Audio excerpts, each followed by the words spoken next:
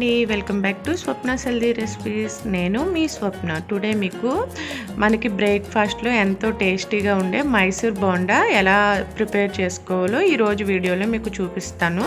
So ఎంతో ఈజీగా చక్కచక్క మనం మైసూర్ బోండాని హోటల్ స్టైల్లో లాగా ఇంట్లోనే చేసుకోవచ్చు. ఫస్ట్ దానికి కావాల్సింది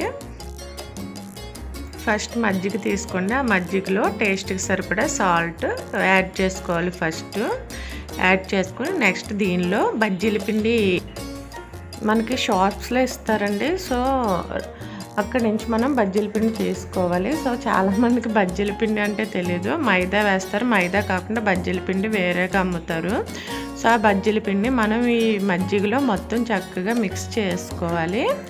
మిక్స్ చేసుకుంటూ కన్సిస్టెన్సీ చూసుకోవాలండి, బాగా పల్చగా అయిపోకూడదు. నేను చూపిస్తాను. అమ్మ కలుపుతున్నారు ఇది బజ్జీలు అమ్మ చాలా బాగా వేస్తారు. మా ఫ్రెండ్ కూడా రిక్వెస్ట్ చేసింది బజ్జీలను చూపించమని. తనకు చాలా ఇష్టం. ఒకసారి మా ఇంటికి వచ్చినప్పుడు అమ్మ వేసిన బజ్జీలు నచ్చి ఆ రెసిపీ వీడియో షూట్ చేసి పెట్టని చెప్పింది. తన గురించి ఇప్పుడు అమ్మ చేతి మైసూర్ బోండాలు వేయించాను. సో మనం కన్సిస్టెన్సీ చూసుకుంటూ మజ్జిగ కలుపుకుంటూ పిండిని మొత్తం బాగా కలిపి పెట్టుకోవాలి. చూపిస్తున్నాను చూడండి కన్సిస్టెన్సీ ఎలా ఉందో. బాగా పలచగా అవ్వకూడదు, జస్ట్ అలా ఉండాలి. ఆ కన్సిస్టెన్సీలో ఉంటే మనకి సరిపోతుంది. సో ఇది మనం బ్రేక్ఫాస్ట్ చేసుకునేటప్పుడు ముందు రోజు నైట్ ఇలా కలిపేసుకుని నైట్ అంతా నాననిస్తే బజ్జీలు చక్కగా వస్తాయండి. సో నెక్స్ట్ డే మార్నింగే మనం బజ్జీలను వేసుకోవచ్చు. సో నెక్స్ట్ డే మార్నింగ్ పిండిది. దీనిలో మనం 1 స్పూన్ వరకు జీలకర్ర యాడ్ చేశారు. తర్వాత 1/2 టేబుల్ స్పూన్ వరకు బేకింగ్ సోడా, వంట సోడా ఉంటుంది కదండి, అది యాడ్ చేసుకోవాలి. అది యాడ్ చేసుకోవడం వల్ల బజ్జీలు గుల్లగా చక్కగా వస్తాయి అన్నమాట. మనం వేసుకునే ముందు 2 యాడ్ చేసుకోవాలి. సో ఆయిల్ పెట్టుకుని స్టవ్ మీద బాగా హీట్ అవనివ్వాలండి. ఆయిల్ హీట్ అయిన తర్వాతే మనం బజ్జీలను వేసుకోవాలి. సో చేతిని కొంచెం తడుపుకుని బజ్జీలని పిండి తీసుకుని నూనె కాగిందో లేదో టెస్ట్ చేశారు కొద్దిగా పిండి వేసి.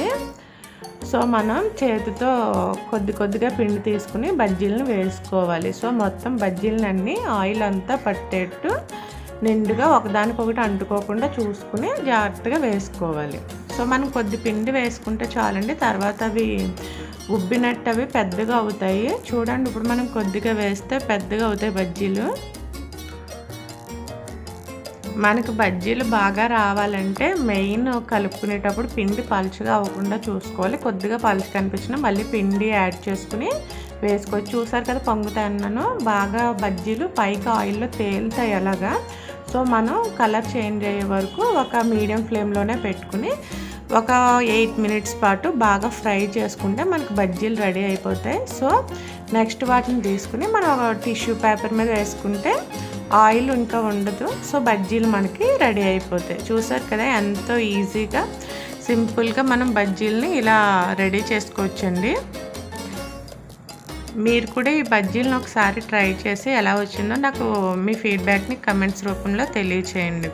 ఈ వీడియో మీకు కనుక నచ్చినట్లయితే ప్లీజ్ లైక్ చేసి షేర్ చేసి మరిన్ని లేటెస్ట్ వీడియోస్ కోసం బెల్ ఐకాన్ని క్లిక్ చేయండి. Thanks for watching.